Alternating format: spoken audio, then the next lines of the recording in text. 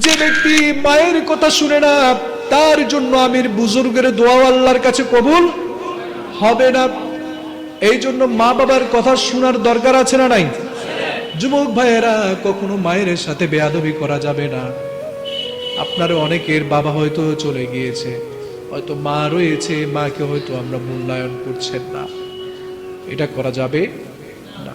আপনি হয়তো চিন্তা করে দেখতে পারেন, বাবা যখন ছিল তখন যদি মা এই দুনিয়ার জমিন থেকে বিদায় হয়ে যেত, তাহলে আপনি পারিবারিকভাবে শান্তি পেতেন না, পরিবার আপনাকে মূল্যায়ন করত না।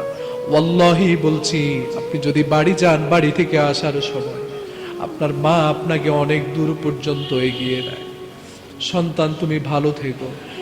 সন্তান আল্লাহর হাওলা করে দেয় সন্তানকে, কিন্তু যাদের মা নেই তাদের জন্য সামনের দিকে কেউ আগায় না, তাদের জন্য সামনের দিকটাই কেউ আসে না। কারণ মা যার নেই, পারিবারিকভাবে তাদের কোনো কদর নেই।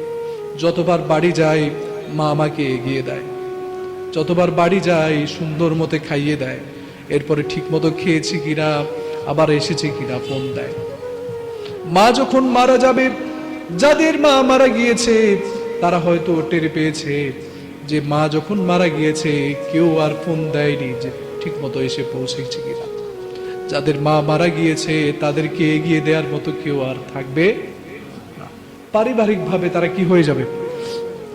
তারা নিঃস্ব হয়ে যাবে। আর যারা বাবা হারিয়েছে তারা সামাজিকভাবে নিঃস্ব হয়ে যাবে। সমাজ তাকে অবমূল্যায়ন করবে।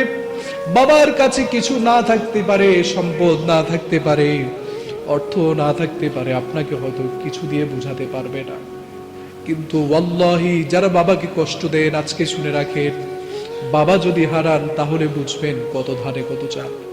সমাজ আপনাকে মূল্যায়ন করতে চাইবে না। যে বাবা থাকার কারণে সমাজ আপনাকে মূল্যায়ন করত, সামাজিক অনুষ্ঠানে আপনাকে দাওয়াত দিত, সামাজিকভাবে আপনাকে মূল্যায়ন করত, সেই বাবা যখন চলে যাবে সমাজ আপনার একটু খোঁজখবর নেওয়ার চেষ্টা করবে না। এজন্য বাবাকে মূল্যায়ন করার দরকার আছে না নাই? মায়েরও মূল্য আছে, বাবারও মূল্য আছে, যে হারাই সেই বুঝে ঠিক তবে ঠিক। প্রিয় ভাইয়েরা আমার,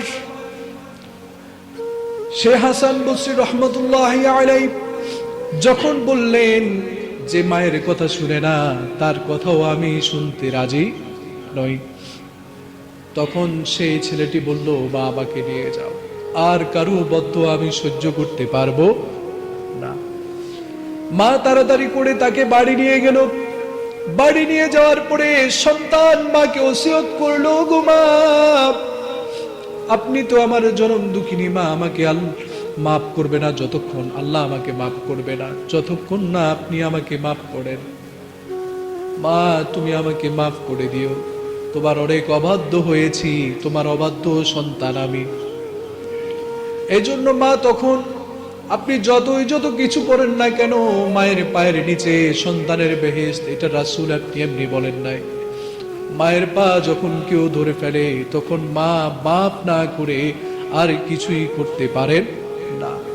যত কিছু হয়ে যাক না কেন, সাথে সাথে মায়ের পায়ের নিচে যারা কিনা এভাবে করে আঞ্জায়ে ধরে, তখন মা আর তাকে দূরে ছুড়ে দিতে পারেন না। এজন্যই মায়ের পাগুলোকে রাসূল বলেছেন জান্নাত। ও আমার মুসল্লিগণ, এই পাগুলোকে কখনো অবমূল্যায়ন করবেন না।